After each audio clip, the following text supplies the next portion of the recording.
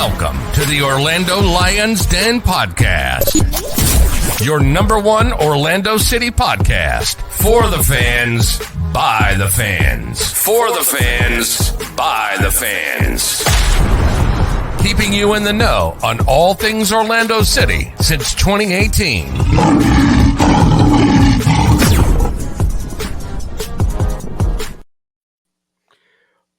Hello, City fans. Orlando Lions Den back at it again.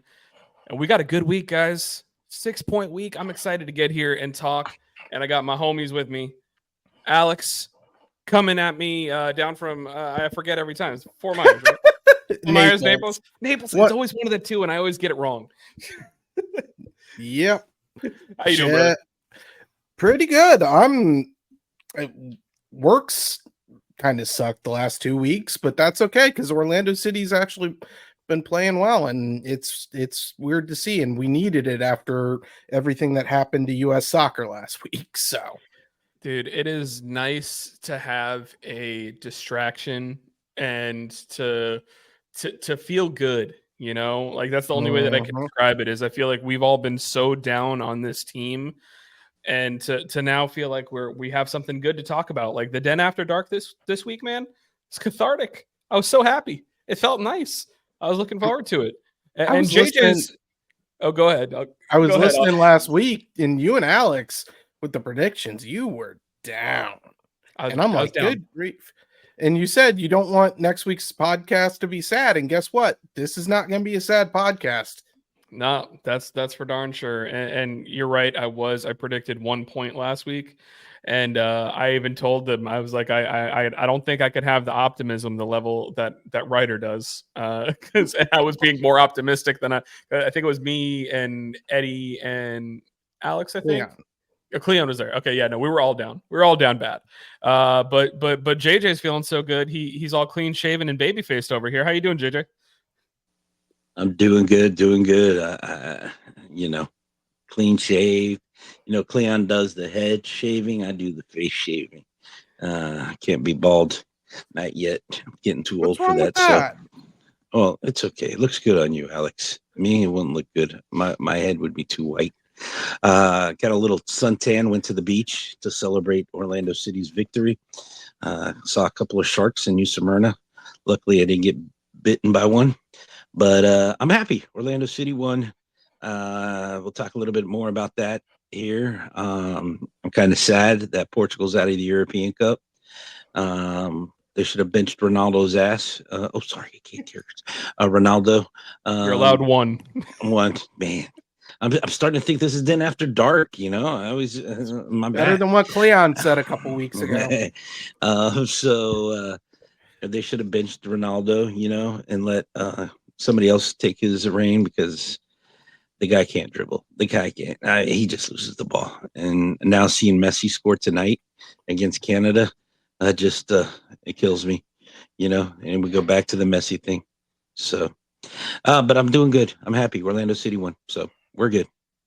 I was going to say, we can't sit here and just go ahead and look for things to be sad about just because Orlando City's doing better now. So let's not get into that ideology of it. We had a 6-point week. But I'm supposed to talk about sponsors before I talk about the 6-point week. And that's what I was going to say. The sponsors. Hey, we're so excited. We're doing it live. I just wanted to get into it. So let's go ahead and start. First, I'm going to go ahead and shout out Hourglass Brewing. I think they still got a little bit of our beer left in stock. No mango, no party. And we should go back and do something with them again, so that way we can have people come out and watch a win. Because now the team is playing good. So shout out to Hourglass Brewing. The beer of our dreams became a reality. I gotta say something real quick, Mike. I think it was Derek on Twitter stated that since we've had our after party at the Hourglass, the tide has turned to good for Orlando City. I think they got 5 wins and 1 loss or something like that. So there you go. We have to continue doing after parties or watch parties. Yeah, I think I retweeted that from the pod account and from my personal account, and basically with the clip from Moana, which I've actually never seen. Just what the Rock's character saying, "What can I say except for you're welcome?" Like it's us. You're welcome. Well, okay. Well, I didn't know that it's a song. I didn't think The Rock could sing, but I'm assuming Alex really well. watched the movie. Oh, Alex, yes. did you watch the movie? There you go. Okay, that's why. I saw it in theaters. I love me some Disney. Well, there you go. Speaking of loving watching things on screen, Fubo TV, another sponsor. Look at that segue. That's an A+ segue right there. If you want to go ahead and get all of your soccer fixed, the summer of soccer is winding down, but there's still some games left in the Copa America and the Euros. Go ahead and sign up for Fubo TV. You can use our QR code that's displayed on the screen right now. And we'll also put a link when we tweet this out. Anytime you sign up for Fubo TV, it helps out the show, and we appreciate you for that. Let's go into our section that's all about buying a home. First, we'll start with Chad McGibbon. If you're looking to buy a house, Chad McGibbon Realty, he's going to be able to help you out. You can find him on Twitter at Chad McGibbon, and you can use the QR code if you're looking for more information there. Chad McGibbon Realty. And then Leo with the Epic Mortgage team powered by U Mortgage. Whether it be mortgage, refinance, anything like that, he's got the hookup for you. 407-844-7696, longtime friend of the show. He will help you with all of your home lending needs. And then last, but certainly not least, our man Eddie, Comparion Insurance. Got to go ahead and update that picture, man. He's looking all fly lately. He definitely needs to get a new one. But all of your insurance needs, he's got you covered. Especially right now, homeowners insurance is super important. Hurricane season is upon us. First big storm just hit South Texas. Hopefully everyone in Houston's doing okay, but you want to make sure that you are covered. Give Eddie a call. You can go ahead and use the QR code on the screen, or you can find him on Twitter, or even just DM the podcast. We're more than happy to go ahead and help you out and give you his information so that way he can assist you. Because, again, hurricane season, you want to make sure that you are as prepared as you can possibly be. Now that I'm done with that, back to the 6-point week, guys. I'm going to go ahead and say there's egg on my face, and I am happy to be wrong with the fact that I was down on our predictions, and I said that I thought we would only get 1 point last week. We got a 2-1 win away at Toronto, who's kind of been stumbling lately, and then a 5-0 win at home against DC. I'm going to go ahead and start with the Toronto game to go over that a little bit. Again, I got to feel good about how things are feeling because we screwed up pretty bad right at the beginning. Goal conceded within 5 minutes to Etienne, who I forgot was even in Toronto. And then Ojeda in the 27th minute. That one was a great header that I believe he finished with. Really, really well done. And then own goal must have gotten picked up by Orlando City. He did so well in the Euros that we picked him up. We brought him in. It was actually Facundo Torres put the cross in, went into their own net, and it was 2-1 victory. I'm going to go ahead and start with JJ. Do you have any thoughts about the game against Toronto and how you feel about it? Because I think this is the main thing is we're seeing Martin Ojeda in the starting lineup, and I feel like that's something that's working. You just said it. You said his name. Martin Ojeda in the lineup against Toronto. Martin Ojeda in the lineup against DC United. I know you haven't talked about DC United. But there's a big thing that we need to look at. Toronto, what did you just say, Mike? They're stumbling down in the rankings. DC United, last place in the East. Those are teams we should beat handedly, easily. So these are good wins. Even though the 2-1 victory versus Toronto was an own goal, they gave us that second goal or for us to win the 2-1, which is fine. We get the victory. But these are games that we should win. So we need to take these like we're going to do this Saturday, hopefully against New England. This is another team we should win. So it should be another 3 points, which in the first 17 games we weren't doing. We weren't beating the teams that we're supposed to beat. And then when you get to the big Cincinnatis, the Miamis, the LAFCs, and all those, then, those should be good games where if we get a loss, hey, it's a loss or a tie. But at the beginning of the season, we weren't doing none of that. We were losing to all of the big teams. We were losing to all the small teams. So it looks like the tide is turning on this Orlando City team. But let's not go ahead of ourselves because there's still a lot of football left to play, and let's not make our heads big. and say, hey, we're going to go. Remember, I mean, if you look at it, I think, what are we now? Are we back to 8th or 9th? Or seventh, actually. We actually stayed in 7th after the games on Sunday. So pretty interesting. So, yeah, we're at 7th.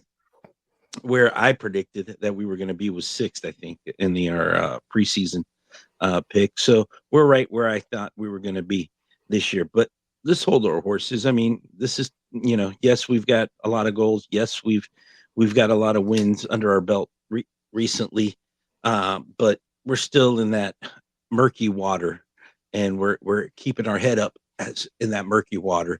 So let's try to get out of that murky water and continue the run that we have, so we can take ourselves out of that murky water and continue to go up in the ranks. And to piggyback right off of that, we talked a couple weeks ago about, like you were saying, JJ, these are the games we should win. Did anybody think we were going to kick the absolute piss out of DC? No, I didn't have a 5-0 match with an Alex Freeman assist on my bingo card. No, I did not think that it was going to get so out of hand that he gets an assist and has a good performance. A big shout out to him. But we've checked one of the boxes, and that's beating the teams we should beat and doing it like we look like we know what we're doing, which we didn't. When we played Toronto last time, it was a 2-1 loss where we were the ones that went up early, and then they had 2 later goals, and we walked away disappointed. The tables have turned, they're dropping, and we're going up. It's a good start. It's great to build on. I will say this, and not to be whatever about it, but I do think that Oscar has secured his job for the end of the until the end of the season at minimum. Now, I had said a couple weeks ago he's got to perform leading up to the Leagues Cup, and he has so far. But that's just half of the ball game. We've got fixtures coming up against difficult teams, and though we got to get at least a couple points out of those fixtures. So I loved the performance against Toronto. The DC match was a special night. I know we'll talk about that in a minute, but boy, it was a good week to be an Orlando City fan. Yeah, it was a good week to be an Orlando City fan, just an Orlando sports fan in general, because the Pride continued to be undefeated, and making people in Kansas City cry over the fact that Marta celebrated that they won a game. I don't know. It's kind of ridiculous. Down a woman too. Down a woman for a full half. Yeah, but that's another conversation. It's just ridiculous that people are being that petty about it. But I do see what you're saying in regards to probably secured his job for the remainder of the season.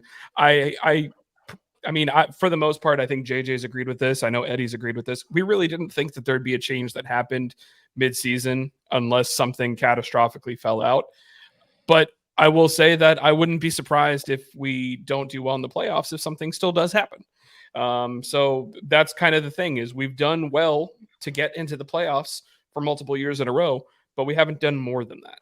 So I think that's really kind of what the next step's going to be as far as securing that job. But I'm going to piggyback this into getting into the DC conversation because of the fact that we talked about Martin Ojeda in the starting lineup. Martin Ojeda starting 2 games in a row, and he's just on a tear right now. And so is Facundo Torres, both of them hitting strides at the same time. And even a guy that we've all been highly critical of, Ivan Angulo, is playing very, very well right now. This game, we started with Dagger Danther Halson putting Chris McVeigh on skates twice. Should have just retired there. Very, very embarrassed him twice. Martin Ojeda opens the scoring. Robin Janssen adds a second. Ivan Angulo adds a third. Then they pick up a red card for DC United. And then in the second half, Facundo Torres off a fantastic assist by our Olympian, Duncan McGuire.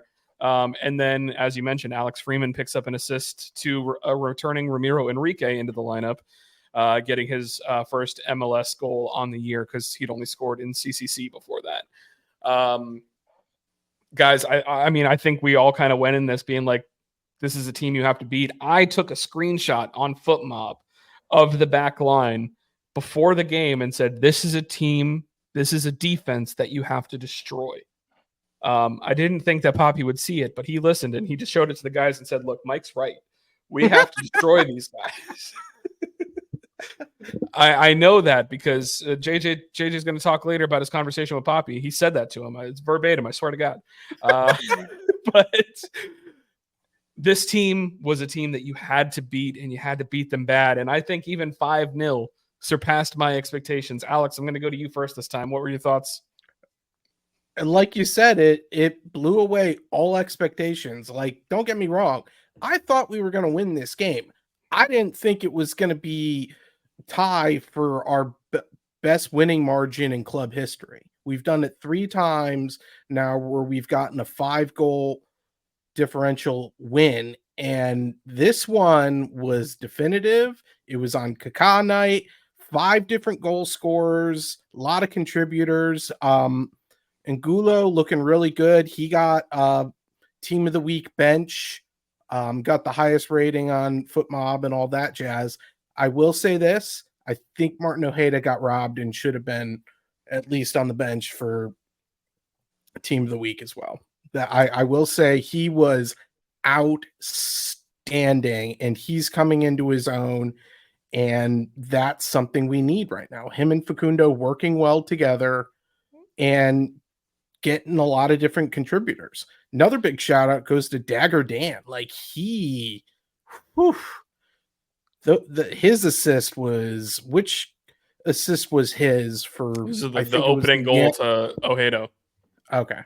That was an unbelievable assist. I thought that he looked great and he's definitely contributing to this a lot as well. So I'm overall very happy with it. I think it's something we can build on. I'm happy I think we almost directly cut our goal differential in half. I think we were at 12 and now we're at 7. I could be. No, we're actually at -4 right now. So no, even minus. Better. Yeah. Oh man, that's awesome. I'm just so happy that we did it when there was a big crowd. It was in front of Kaká. They kept cutting back to him every time we scored and seeing how happy. Did you say big crowd? Okay, it was a decent crowd for decent announced crowd. Much better. I would love to know how those stats are called, but it's something to build on, and we have to use it. Like going into these final 3 matches before Leagues Cup, this is our final big full week of rest, and then we've got 3 matches in 8 days, and then it's Leagues Cup. So overall, a very positive result. I'm hoping that we're getting hot at the right time, but I also wish, and this will be my one Debbie Downer moment, I wish we could have done this months ago because we could easily be fighting for top spots. But instead, we got hot late. And that's something that's been happening the last couple of years. And it's problematic because we can do so much more. We just need to tune it up quicker. And that's one thing that we need to look out for when the season ends and say, okay, how can we get what we have now? Can we start the season with that? Yeah, it's definitely what we need. Because I mean, you kind of said it. This year, it took us maybe 17 games to find form. Last year, it took us 10 or 11 games to find form. It's one of those things. Wish we could have found it sooner. But JJ, you were right there at the players' tunnel on the sideline. You probably had one of the best views in the house, specifically of that cross from Wilder Cartagena to Robin Janssen's head. How beautiful was that in person? It was beautiful, but what was beautiful the most was Dagger Dan, man. When he comes down on that right side and that Washington, D.C. United player, he just schooled him. He just slid right by him after he faked it. I was going to say, he just tried to shoulder check him to the ground, and he's like, I'm from Iceland. Yeah. We understand hockey a little bit. You can't just take me down. And then for him to find Martin Ojeda in a perfect spot and get that ball to him, I was like, wow, that was phenomenal. And so far, I'm going to be honest, our MVP for this year to me is Dagger Dan. No matter what, he to me is my MVP. He's so far he's been phenomenal for a guy that's never played. Right back in his life, he was more of a center midfielder, maybe a center defensive mid. But the guy to come in and do what he's doing, got to give props definitely to Dagger Dan. Now, going back to this DC United game, I think Naples High School and Colonial High School and Lake Mary High School, and let's see who else. Let's go Seabreeze High School, Palm Coast High School, Orange Park up in Jacksonville High School could all beat this DC United. You guys watched the game, right? I'm assuming you guys all watched the game. Yeah. Oh, yeah. What does DC United do? The goalkeeper kicks the ball. Who's the only guy that he kicks the ball to? Bendeke, whatever his name is. Yeah. Nobody else. No, I mean, honestly, I would love to see the stats from a goalkeeper kick that it was always to him. Nobody else, just him. I understand he's tall, but man, by that time it's like, and then it's like, and I feel sorry because they only had like 5 subs total. They didn't even bring the whole, team. I mean, one of their best players was hurt too. And Pedro Santos, I don't know what happened. He was in tears after the game, which I try to go see if I would be able to find out what happened. I don't know if somebody in his family passed away or he was bawling in tears after the game. And I'm like thinking to myself, I mean, you didn't lose. I mean, you didn't lose the cup. You didn't lose anything. Why would you be losing to Orlando crying like this? But I would love to know why he was crying. But all they did was kick the ball to this big dude that was their center forward. And there was times that, he looked like he just gave up. There was plays that he didn't even run. And they would pass it and he would just like to let the ball. So I don't know what's up with that DC United team. They're falling apart. I mean, big time. They don't look good at all. So that's why I say these high school teams probably would have beaten DC United easily. But props to Orlando City. They came out. They had to put on a show, especially during Kaká night, Legends night, or whatever the heck they want to call it. And they did. And they put on a 5-0, a thumping of DC United at home. And now we just got to continue with this, confidence that they have and continue, Now, if Saturday against New England, he goes and takes out Martin Ojeda and puts whatever, Nico Ladero or whoever, I'll be flabbergasted again. But I think he finally has found his starting lineup. And even Kyle Smith, I think, did great in the game, for Rafael Santos.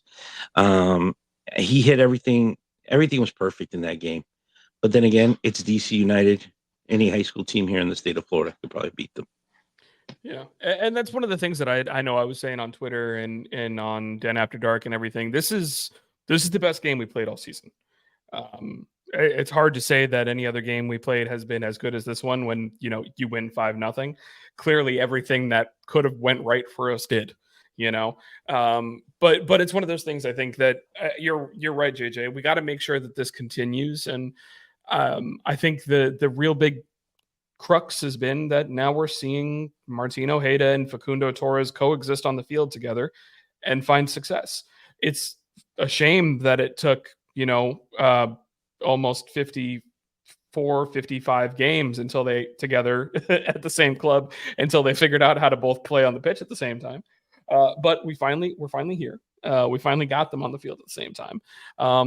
And it's successful. I just wish that this was the game that I had my dad come down to, so that way he got to see some goals. Because the one that he was at was the 1-1 draw against the Red Bulls, is what I had brought him out to. So it's definitely a step in the right direction, seeing where we're at right now. But obviously, JJ, I'm going to go ahead and cut it over to you right now, because of the fact that on Legends Night, you got to go ahead and speak with some of the legends, and one of those legends being Poppy, someone that you and a lot of our fan base has been critical of this year. So I want to give you the floor, and you can go ahead and share your stories. So people already. I had one person on Twitter go, "Yeah, you really, yeah." Well, I had witnesses that were down there and saw me. So, Legend Night, Oscar Pareja, Papi. He comes after, and they all went into the locker room, and then about 30 minutes later, 25 minutes later, they all came out. Probably 20% of the players and coaching staff all together. So Papi at the end of the Legend Night, after Kaká had been getting his his name on the Legends Terrace, Papi decides to come and do autographs and sign autographs. So some of the kids next to me. So as he's right next to me, literally like 2 centimeters, not even 2 inches, 2 centimeters from me, I tap him on the shoulder and go, "Papi." And I said this all in Spanish. "I love you, buddy. I have nothing against you." But I told him. And he goes, "Yeah, yeah, yeah." And I go, "First of all, you probably don't know who I am." He goes, "Oh, no. I know who you are. You're JJ. Podcast." So, so they listen. We all know they listen. And he goes, and I go, "If you're in Portugal or Europe, after 4 games, you would have been fired." And, he goes, "I know." And I go, "Well, let's start winning." And he goes, "We're going to start winning. We're going to start winning." And this was mostly all in Spanish and everything. So I have nothing wrong. And I told him straight up, I go, "I have nothing wrong with you. I love you. I love you as a person, but my heart's Orlando City. And, it's the team. And that's what I want to win. I want stars on the jersey. I want us to lift trophies, for him to, smile and basically let me say that. Because if it was anybody else, I go, if it was anybody else saying, "Hey, in Portugal or in Europe, after 4 games, you'd been fired." I don't know if some coaches would have taken that the right way, but for him to smile and goes, "I know, and let's start winning. Let's be a team and let's start winning from fans to the team, and let's all be together." It actually, made me smile a little bit and say, this guy really does love this team. He just wants to win. But unfortunately, the circumstances that occurred, it might be out of his, I'm not trying to make excuses now for it because I'm still Papi out. I'll be honest with you. I'm still Papi out until I see us get a star, because we've made it to playoffs. We've made it to, Champions League. We made it to all this, but we haven't done anything. But as a person, I love the guy. Don't get me wrong. I love the guy. I love it. I love him and everything. I love Bassan, Fabian. I like them all. I mean, I see them all the time. I love Ricardo. I love Musi. I love Jerry. I love all those guys. But this is my team also. I invest in this team. I spend my hard money on this team. So I think I should have a say also. And these surveys are horrible that they send out for season ticket holders. What should you do better? Well, I tell you what you should do better, but you don't listen to any of them. Player tunnel, when you get adults that are coming from other sections and before the game ends, and you're there and they're sitting next to you, and not even sitting, they're standing and pushing you out of the way, and they don't even sit in those seats. So there's a lot of that's for a different day. But going back to Papi, I respect the guy. But like I told him, hey, if you're in another country or you're in Europe or Portugal, you'd been fired after 4 games. And I told him straight up, and he understood. He took it, took it good, took it bad, whatever he did, took it, didn't backlash at me like some coaches would probably backlash. So I have gained more respect for the guy and everything. And I feel like there's kind of a lesson to be had there in the fact that, he first off, he knows, he does know. And we all know that he knows because he's around the game a long time, his entire life, as a player, as a coach, but it's also one of those things that you can have these kind of conversations with these people if you do it in a respectful manner. And that's the thing is, like we talk on the podcast, we talk on Twitter, we talk on Den After Dark, and sometimes we're loud and obnoxious. But if you want to have that conversation with someone who's actually in one of those positions, always approach it with respect. If there's mutual respect between each other when you have those conversations, points are understood. you know? And I feel like the fact that you had that conversation and it went smoothly and you got the kiss. I know you got the kiss. So that just tells me the season's turned around, you know? Like, yep. He quite literally kissed and made up with Oscar. I kissed and made up with Oscar. I kissed and made up with Fabian Bassan, who came from the locker room back and kissed me after the win. So I think we're in a turning point here. And the last time that happened last year, we started winning a lot of games. And then last year was the hug that Poppy gave me at the end of the game because he heard my backlashing about, you know, wanting him out, and he gave me a big hug after we had won, I guess, one of the games last year. And after that, we started winning again. So maybe they need to start hugging me a little bit more. Poppy does or something. He should hug you at week 2. That's the solution to get us. There you go. No, do it week 1. Got to be every week. Come out and hug JJ. Just got to do it. Oh, geez. Well, I mean, I'm happy to hear that. I will say that when it comes to Legends Night, there was some talk on, you know, Den After Dark on the fact that people were like kind of upset that, you know, Kaká's a legend and doing it after the final kickoff, there was not nearly as many people there, or after the final whistle, there was not nearly as many people there. And that was kind of like disrespectful. I will say with the pageantry of what they did with everything, I think that they kind of made it a special moment because I think they went for like over an hour. JJ said it was kind of a big special deal. So, you know, you kind of can't really do that before kickoff unless you have them out there at 5:30. You can't do that at halftime unless there's not going to be any kind of pageantry. So I think the pageantry is what made it special. It's a shame that people didn't stay around as much, but at the same time, after it was done, one of the other things that JJ mentioned, Kaká went around the entire stadium, took pictures, signed autographs with literally everybody that was there. Which that just kind of shows, you know, the kind of guy that Kaká is, the kind of player he is, you know. Let me so, you know, people saying that they should have done it before the game, they should have done it at halftime. Listen, first of all, halftime, when it's a game in soccer, you're going to have to do the 15-minute halftime, no matter what, 15, 20 minutes, you know, because you got other games going on at the same time with Apple or whatever. Before the game, you're right. 5:30, I'm not going to be out in that sun at 5:30 to honor. And the way that they did it, you know, with the fireworks, I mean, it was better than the 4th of July fireworks I saw at Lake Eola. That they did, you know, from the stadium, shooting them, boom, boom, boom, boom, boom, boom, like in an artistic way and everything. It was actually very nice. And then, you know, they put his name up there, lighting it up. You know, everything was dark, and you had Legends Terrace, Kaká, the unveiling of Kaká, and everything. So, if you're gonna complain, that's fine. Then you should have stayed. If you didn't want to, you know, I stayed till the end. Kaká was so nice. He didn't have to do what he did. He went to the wall first. I mean, he took pictures, of course, with the family, Jared Dillon, Ricardo. Kevin Molino was there. Tommy Redding, if anybody remembers him. He was there.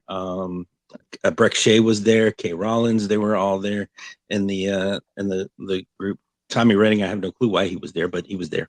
I guess he plays he games with Kaká, I'm assuming. I don't know. But he goes to the wall. He's over there taking pictures at the wall and signing everybody's autograph. You can see everybody's lined up at the wall, and he's just signing pictures, signing. Boom, everybody leaves. Then he goes out to the east side of the stadium where everybody's at too. He's signing. You can see the way that the security did it. He signed everybody. I mean, he went down on the front row and was signing everybody's and doing everything. So whoever stayed, I mean, 80% of them got a picture with Kaká or something autographed. So then he comes out to the west side. He signs, you know, we BS, because if people don't know, me and Kaká actually go back a long time ago.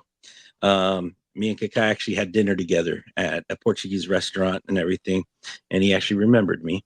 And we started talking and all that. So he signed, took a picture. So I got to put the picture before and after of me and Kaká at the restaurant, eating with him, next to him, and then the after picture of now, and see how different we look 6-7 years later. But it was just, what he did, he could have been anybody and said, I'm not going to sign anything. I'll sign 10 or 15 and I'm out of here. He had his family, he had his kids, he had his, I think it was his parents were there too. He had everybody. His sister-in-law was there with his brother-in-law. Everybody was there. So, I mean, he could have been one of those people and said, I'll sign 10 autographs. And if I take a picture, I take one or two and let's head out of here. No, he took his time. He signed everybody's autograph. And for a guy that with that caliber and that, he's a Ballon d'Or winner, Ballon d'Or, the best player in the world, and for Infantino to have a message up there, Shevchenko, I'm trying to think who else, Cafu, Roberto Carlos, they had a video montage of all of them, congratulating him on this Orlando City accomplishment and everything. So it was beautiful. It was beautiful. I saw the Shaquille O'Neal retirement for the Orlando Magic, the jersey. I'll be honest, this beat it. And it's probably because it was outside with the fireworks and all that and everything. But it was a legendary night. It will be a night that I'll never forget. Having from a game worn jersey from Rafael Santos to having Kaká autograph, the front of the jersey where game worn jersey with his patch, so it'll be a night I will, and then speaking of Poppy, also it was a phenomenal night. I think probably one of the best, if not the best night as an Orlando City fan I had. You love to hear it, man. You love to hear it. I don't know, Alex, since we kind of let JJ riff for a little bit there, I don't know if you have anything that you want to add before we start talking stock up, stock down. Well, I actually do. I'm going to put you guys on the spot. I didn't get to watch it. I think they broadcasted it. I'm not positive on that, but I didn't get to watch it. So it looked like it was a lot of fun. Sure, it got late, but if you want to stay for the moment, you stay for the moment. And it sounds like Kaká and the club both made it worth their while. But I'm going to put you guys on the spot. Now that we have the Legends Terrace, if you could add one person from Orlando City next to Kaká's name, who are you adding? I'll go first, and I'm going to get some hate for this. I'm going to say Adrian Heath. Interesting. I think that it'll be interesting to see which coach gets added first, Adrian Heath or Oscar Pereira. I think it'll be Adrian Heath based on the history, but we'll see. So are you basically stating it on USL days also? Oh, no one can even claim that it's based on the MLS days. The MLS days were rough. I mean, we had Kaká and we never even went to the playoffs. Came close first year, but yeah, it was a rough time. He moved on, but he was our first coach. He's the reason we wear purple. It was his idea. And I think that's something that should be honored. I don't know when it will be honored, but I think it should be honored. So what about you, JJ? Who you got? Well, if we're going to say Adrian Heath, I'm kind of pissed off that this guy never had a chance to get into the MLS and wear purple for us. And I'm going to say Miguel Gallardo. Ooh. And I'll say why. And I say why Miguel Gallardo. Because Miguel Gallardo was still in his prime at the time. He could have been a backup to Tally Hall. We ended up with Donovan Ricketts, who to me was a fluke. He could have been the backup to Tally Hall. And if not, the starter for Orlando City when we went into our first year at MLS. Because he ended up going to Jacksonville and playing up there for the Armada. So he was still able to play. So I feel like he got robbed. Didn't we face him at one point in the Open Cup? I think so. I don't know. I don't like know, the first or second year. Probably. But Miguel Gallardo to me, and then what he's done to this Orlando City through he to me is the ambassador of the Orlando City. And why I say that is because even now with Apple, where he's got the gig with Apple on the Spanish side of Apple TV, it's Miguel Gallardo. Who do you know Miguel Gallardo from? It's from Orlando City. And then there's his play-by-play, his the guy is just, it's all Orlando City for me with him. So we have to put him up there as definitely a legend of this team and this organization. So Miguel, if you're listening, I think you should be next. And then after that, I do agree with Adrian Heath because he did put us on the map as the coach for this. I mean, there's so many. I mean, Kevin Molino, our first leading goal scorer, basically. I mean, if he didn't get injured in that year one, where would he been? Him and Kaká, and it was even talked about there. Kaká talked about it. If he didn't get injured, Kaká says, our combination was getting better and better each time I practice. If he didn't get injured, who knows where Kevin Molino? He could have been a stud in this league with Kaká passing him the ball and him scoring. So definitely Miguel Gallardo, Adrian Heath, and Kevin Molino. And then you got to give Nani up there because he's the first one that's taken us to the playoffs and the MLS is back. And he was also a big fixture. Those are be the only 4 that I would give it to right now because the other ones are all playing. But those 4 would be, and then you definitely got to give it to Martha Legends Terrace as on the Orlando Pride side because I'm assuming they're going to have to put the Orlando Pride side too. Yeah, I'm assuming Marta's going to get one as soon as she decides to hang up the boots. The only other name that I'm going to go ahead and throw out there and give a shout is Mauricio Pereira. I wouldn't be mad if he ended up getting in there. I think especially with the way that we started this season, we didn't realize how much we were going to miss him. But I think that as a leader, he was a great leader of the team, and I wouldn't be upset to see Mauricio Pereira get honored in there as well. I'm going to throw 2 more into the mix because JJ ignored the one and only. I had a valid point. No. You're right. I'm not arguing with you. I'm not arguing with you, but we're all missing one definitive one. K. Rollins will be up there. Yes. Absolutely. Yeah. All right. Yes. Yeah, K. Rollins is definitely the one that we didn't mention. Should be the number. Absolutely. She should be the next one up there. Actually, to be honest with you. So K. Rollins, and then I was gonna. Robin Janssen. I think Robin Janssen is gonna end up there once he retires. Good shouts. Definitely, though. I think I just don't know where they're going to put all those people, to be honest. That's the thing. It's so big. It's so wide. They're going to have to really be careful with that. And at some point, we might be squishing them together. They'll probably readjust it over time. But good. That's a good conversation. So stock up, stock down time because we kind of got off topic there. I'm going to go ahead and just start this one. This week, guys, I don't have a stock down. This was a good week. I'm going to be honest. I'm not going to put a stock down. Sneeze isn't coming, just kidding. And my stock up, I have to give it to Ivan Angulo. I've been one of his bigger detractors this season because I feel like he's not been great, but we got a goal, some assist action from him. I think he got 2 assists this week, technically. I got to give credit where credit's due. Ivan Angulo had a great week. And I think that's simple as. So I'll go ahead and go to Alex first, and then we'll go to JJ. It's got to go to Martin Ojeda. He's also had a marvelous week, and I'm really happy to see him coming into his own. And like we've already said, so he's been great. I will say this: I do have a stock down.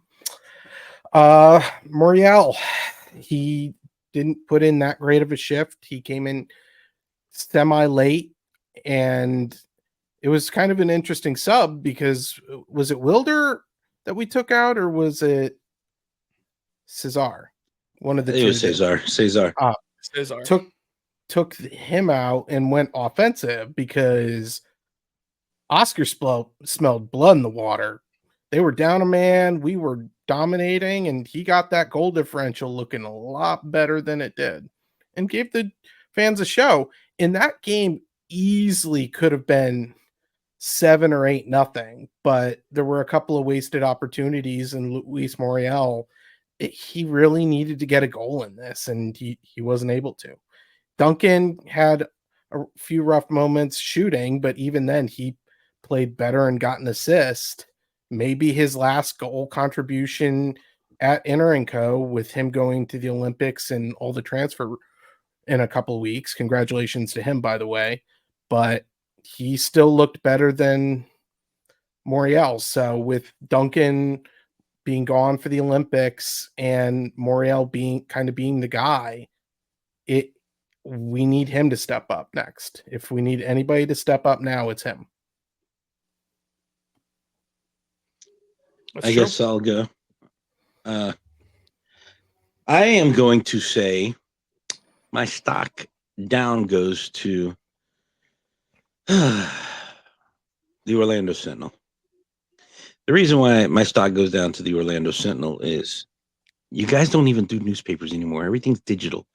And that's one of the things that you guys just did was at the entrance, you gave a newspaper with the Forever Lion thing on it. So why can't I have my Sunday paper or my Saturday paper or my Monday through Friday paper at my house when throwing it back in the day? Old man yelling at cloud. So Orlando Sentinel, well, let's get a little bit better. I don't want to pay $1 in digital or whatever. I want to have my paper where I'm in the bathroom reading the paper, or my cup of coffee in the morning, whatever. I want my paper back. JJ wants to clip his coupons. Yeah, that too. Black Friday. Those are the best back in the day. He needs to read that peanuts on the toilet. That's right. And then on Thanksgiving, I would go and get my newspaper and all those Black Friday sales, programs were on there. It was great. Now it's everything digital. Oh, goodness. All right. My stock up. You know who I'm going to give my stock up to? I'm going to give it to a guy that gave an assist and then played about 15, 20 minutes. And then the next day goes and plays for Orlando City Beat and scores a goal. I give it up to my boy, Alex Freeman. Alex, great job. Scored a goal for OCB, gave that assist there to Ramiro. And I'm happy that he's actually out there playing. I'm happy that Poppy's actually getting the young boys, especially when we were winning. Let them out there play, get them the experience. And, and it helped them a lot. I guess he scored the goal at OCB the next day. So I don't think he ended up scoring the goal. I think it went to Shaq Muhammad. But it was his shot that deflected over the keeper, and I think Shaq poked it home. I think it was going in, but it might have been kicked away. It was Alex Freeman's goal. Whatever. It was Freeman's goal. So he got two assists. Take it. Here's the thing. I will go ahead and say though, I've been hyping up Alex Freeman for a while. I'm excited to see him get on the field. Like you said, kid is an absolute freak athlete. If you guys don't know, his dad was a wide receiver in the NFL for a long time. I spoke to him actually after the game, and I go, "Man, your dad, is he here to watch that? Because I followed your dad, and when he played football, he goes, no, he's not here today." And I was like, "Oh man, you got an assist, your first assist at MLS, and your dad's not here." He goes, "Nah." So yeah, unfortunately, Antonio Freeman was not there to watch his son get the assist. Antonio, if you listen, start going to games. Need you there every week, man. All right, guys. Well, as we're going to start moving forward, talking about the preview against New England, I want to first go ahead and make mention of our current form in the road ahead. So one thing that I know I said on Den After Dark, I'm saying it here now again. We started this season 17 points in the first 17 games, and we also only scored 17 goals. Not great. But in the last... Dang it, the soundboard's back. But in the last 5 games, we've got 12 points, 10 points. Sorry, 10 points. And we've also managed to go ahead and score 15 goals. So I paused for a reason. I knew it was coming. So I had to pause. Anyways, that positive is there. The road ahead looks good, though, guys. That's what I really wanted to lead into. Is we're turning around, we're scoring now, but the next 12 games we have, only 4 of them are against teams that are ahead of us on the table. We have a game against New York City FC at home. We have a game against Charlotte also at home. So those are the 2 that are closest in proximity to us above the table. We also have games against Cincinnati and games against a game against Columbus. So those are the 2 toughest games that we have left on our schedule. But if you look at the other teams that we have, we play Nashville twice. They're struggling. We got Atlanta and Philly. They're struggling. We got Dallas and Kansas City. They have not been great. There's points here to be won. And I just wanted to kind of like highlight that before we talk about the game against New England, because I think that, yes, we're hitting a good stride right now going into Leagues Cup. But these next 3 games, which I believe we have New England, Nashville, and NYCFC before Leagues Cup, I think we're going to be putting ourselves in a situation where, maybe these next 3 games go well and we manage to pull 9 points out of them. There's a probability that we could end up looking at Leagues Cup and going on a run. Remember our group, we got Montreal. We also have San Luis from Mexico. I think these are teams that we could beat. This is a group we can get out of. So I feel relatively good about the form that we're in. I feel good about the games that we have upcoming. I just want to, before we talk about the New England game, I just want to give that over to you guys, see if you have anything to add. I just want to say real quick. Sorry, Alex. No, go ahead. San Luis is actually a good, very decent team. They just beat America in the Apertura this weekend. It was actually funny because we were at the game, and the Apertura season opened up this weekend in the Mexican League, and San Luis, who they just signed a player, I think from Italy. I think it was from Italy. I think it was from Italy, who's a decent player. They've spent a lot of money on him. So San Luis is no joke for the Mexican from the Mexican League. And then Montreal is Montreal. So we should. I'm going to go with the road ahead. I mean, I could see us easily getting 9 points from Charlotte, NYCFC.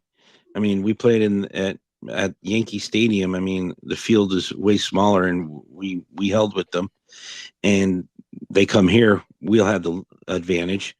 And then Charlotte at home. I see them. Didn't we tie them and we should have beaten them in Charlotte? Or did it was we a end up midweek losing? match? Yeah, it was a midweek match. Yeah, but I mean, I think we played okay, but it was just the luck of the draw at the end again, like always. So I mean, I could see us getting 9 points, and then Nashville getting a couple of points from the Nashville game. Philadelphia, you said they're in shambles. And then, Cincinnati, if we get a point out of Cincinnati, a tie, I'll be happy. I mean, I honestly think that we can get some good points here. But if we start losing to these low teams, then we're back to square one as we were prior to these 3, 4, 5 games. So, I mean, we need to start winning, and that's the bottom line. There's no ifs, buts about it. The bottom line is just win. Just win, get as many points as you can so you can stay, like I said, above that murky water and get out of it so we can be in the playoffs. And then when we get into the playoffs, never knows. It's a whole new season. And we know how Poppy is with playing in games, like playoffs and things like that. So in the League Cup, I mean, are we protesting the League Cup? Are we, because we didn't go, MLS didn't go to US Open Cup. What's the situation with the ILF and Ruckus? From what I'm hearing, they might not even show up to League Cup. They're trying to have fans not go to the games. So because they're trying to make a statement to Don Garber, hey, you should have put us all, everybody, the largest tournament ever, US Open. So I don't know what's going on with League Cup. I don't know. To me, it's a joke anyways. The damn thing, it's just a money grab. So it is. If we win, we win. If we lose, we lose. I'm not really worried about the League Cup. My more concern is let's make the playoffs. And then from there, let's make some noise. Fair enough. Alex? I think that realistically, if we continue this form, we can get a couple points out of those teams ahead of us. The real test and when we will know is how we play against NYCFC at home, because that match was rough and it cost us a lot. It cost us Mason. It cost us 3 points. And I think if we can come back from that and beat them at home, we've got a real chance to look good against some of these other good teams. Shout out to Cincinnati, by the way, for just absolutely obliterating Miami on the weekend. 6-1. And I don't know if we can beat them. That would certainly be fun. I'd take a 1-1 draw against them, but I don't know. I want to see how the next couple weeks go before I really start to believe again and start to think that maybe having a playoff run is realistic. Leagues Cup, anything can happen. Oscar's always been good in tournaments, as long as he's playing at home. So we'll see. We could make a run, but I'm not gonna be disappointed if we don't win the whole thing. I'd be happy to get into like the final 8, to be honest. That would be a good run for us. Give us a couple weeks off. As far as the money grabbing of it all, I know for a fact ILF released a statement and said they won't be there. I don't know about the ruckus, and I know there's a lot of people that are still mad about the whole Open Cup thing, which, by the way, another shout out to the Indy 11 of the USL Championship, who just eliminated Atlanta United and are heading to the Open Cup semifinals. So a couple of little fun things there, but we'll see. I'm still going to be, let's see how it goes. Let's see how the next couple weeks go. And if we can get these results against better teams, we'll start to believe again. It's just going to honestly frustrate me even more that we could have done this earlier and we could have been the team that everybody thought we were going to be from the beginning. So let's see. Gives me something to look forward to again, because I hadn't been looking forward to games, but this week really gave me some energy, and really the last month has given me some energy. Well, good. That's good. I guess that brings us into talking about New England, guys. So we have New England on Saturday away. I think there was just talk now that they're trying to have their city councils voting on a new stadium for them to actually have a soccer-specific stadium built outside of Boston. Would love to see that, because I know we all hate playing on turf. So, Alex, I'm going to start with you because I went to JJ first last time. Alex, what's your predictions for this match? I believe Carlos Heel is still out. They actually have a lot of players out right now. Thomas Chankalai is out for the season. And they got 3 points in their last 9 games, or 3 points in their last 3 games. Sorry. Did I see correctly that one of their players is going to be out on yellow card suspension, or was that for the DC match? That is correct. Xavier Arriaga, one of their center backs, is going to be out on a yellow card suspension against us. Well, you know what they say, when you're missing one of your center backs, that's another defense that we can destroy. I'm going to be optimistic. I think this is basically a must win. Our last big rest until the end, basically the end of the summer, unless we get knocked out early in Leagues Cup. I think this is a 3-1 victory on the road. And I'll give the goals to Facundo. Do we know if Duncan is going to be there, or is he already off to Paris? I know they leave next week. I think. Believe he is still here. He will be at least for one more game, possibly 2 more games from what I've read. Okay, then I'm going to give the goals to Facundo, Duncan, and I'll pray that Moriel gets a goal, because we need to get him scoring goals again and get him hot, because we're going to need him.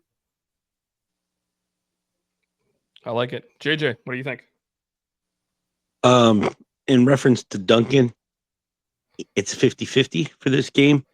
Definitely will not be there for the next game for Orlando City, as the U.S. I think start on July 16th or July 17th, their schedule for the Olympics. So it's 50-50 this one. So I don't know if he's going to play and then take off to France.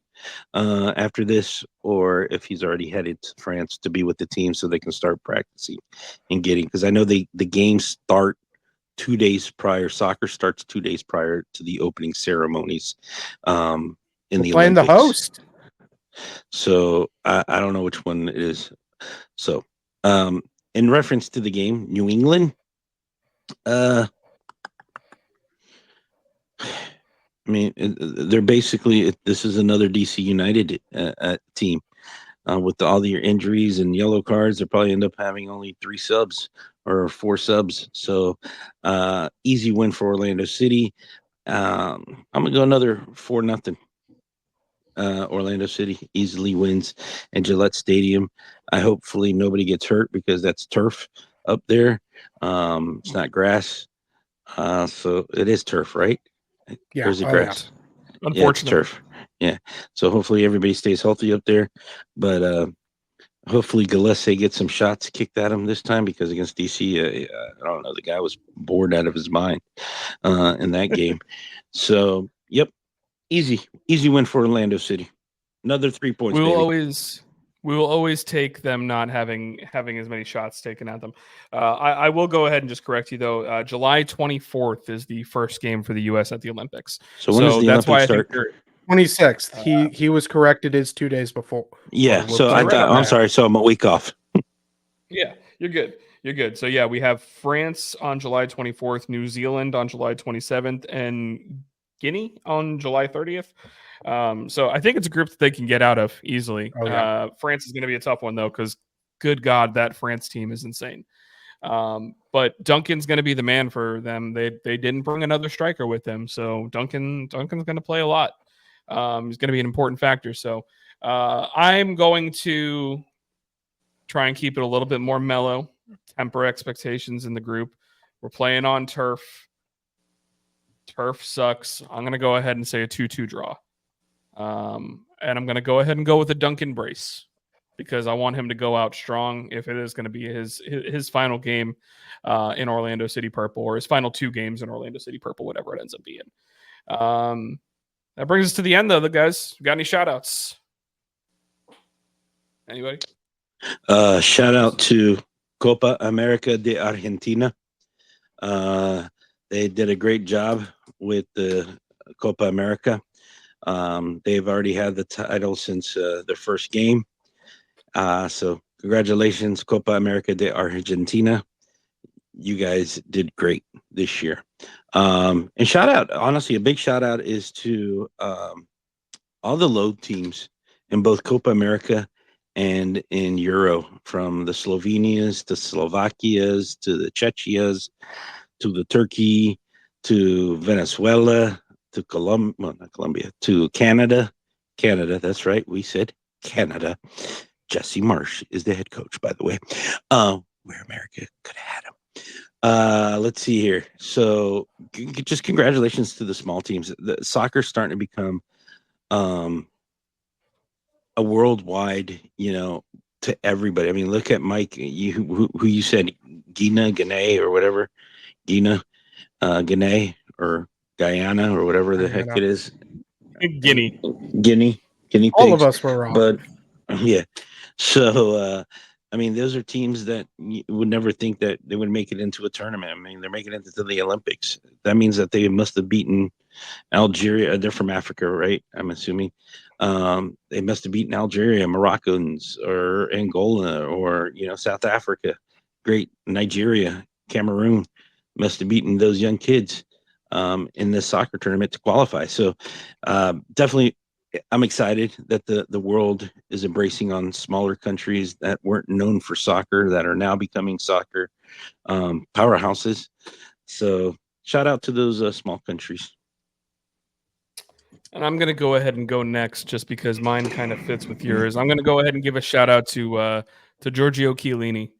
He's been on the coverage for the Euros, and he's getting ready to move back to Europe from being in America with LAFC and doing coverage with Fox. And he just kind of gave a plea in his final broadcast today saying, please continue to watch soccer every day. Please continue to play soccer. Please continue to live soccer every day, speaking to the U.S. audience. And I just felt that's a really nice quote. especially seeing some positivity in our ranks this week. I want to keep the positivity going. Great quote by Giorgio Chiellini, even though I hated you when you played for Juventus. So. Alrighty. First, I have to issue an apology for my last shout out where I trashed on the Florida Panthers. Congratulations. You brought the Stanley Cup to Florida and you took it into the Atlantic Ocean. That was kind of entertaining to watch. Going as far as my shout out goes, first shout out is to Greg Berhalter. Hope you get fired any day now, my dude. Please, please, please go away. Leave us alone. We need to do well in 2026 and take soccer to the next step in this country at the World Cup. So please go away. And why are you wagging your fingers at me? 1-1. We still got plenty of time. They're tied. Panama's tied 1-1. But he was remember? I forgot about that. Oh yeah, we just need a tie. Did he not watch Ted Lasso? And whoever Ted Lasso could probably coach better than him. I've seen the jokes, but everyone's talking about another coach, and I keep seeing people saying, "Oh, we should give Jurgen Klopp an NIL deal or sell all of Connecticut to him or whatnot." Guys, the only way Jurgen Klopp is walking through that door is by the grace of God, and I don't even know if I want him to do it. I'm a Liverpool fan. I was in tears when he left us this year. That whole ceremony was very sad for me, but man, if he comes and coaches for the US by some act of God, I'm going to be so excited and so poor. And my wife is not going to like me very much because I'm going to disappear for days on end to go to US games leading up to the World Cup. Can I dream it? Yes. Is it going to happen? Probably not. Who's the Chirandulo guy? The guy from LA or whatever? Is that's the number one that's coming out now, right? It's definitely a name that's popped up, yeah, as a possible. I just think they need to, honestly. I like Klopp.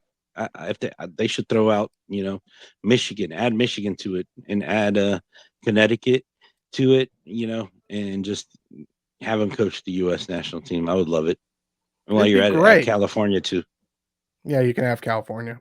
And then one other mini shout out: this Von Link's Nar Rex song that the Dutch fans are singing is I've lost sleep over the last couple of weeks watching the Euros because I can't get this song out of my head. It is so catchy and it's so fun to just see the videos of them going to the match and left, right, and just all doing it in unison. You'd never see that for soccer in the United States. And that's what the 2026 World Cup is about, is getting close to that.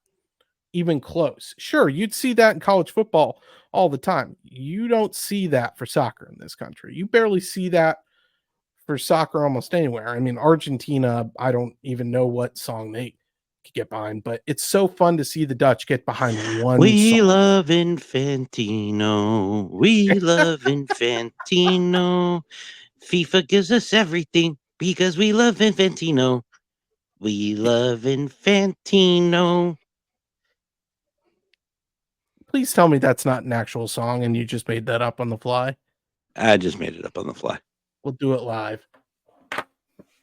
So that's my mini shout out. All right, well, guys, that's a show right there. That's a show. We'll be back for the Den After Dark on Saturday, immediately following the end of the game against New England. We had two songs on this show today: the Mulan song and the one I just made up. So maybe the we'll Moana get song. Moana, Wrong Disney movie. Yeah. So Moana. I'm sorry. Did I say Mulan? Moana. You did. Let's get down to business. I was going to say, because of that right there, Mulan was always one of the Disney movies that was considered to be one of the dude movies. because every dude knows. Let's get down to business. Let's get down to business. There you go. Vamos, Orlando. Vamos, Orlando. Everybody have a good night. We will see you on Saturday for Den After Dark. And hopefully we're going to be talking about another 3 points. So thank you all. Have a good night. Vamos, Orlando. Thanks for joining us this week on the Orlando Lions Den podcast. Don't forget to follow us at Orlando Lions Den on Twitter, Facebook, and Instagram. See you next week in the Den.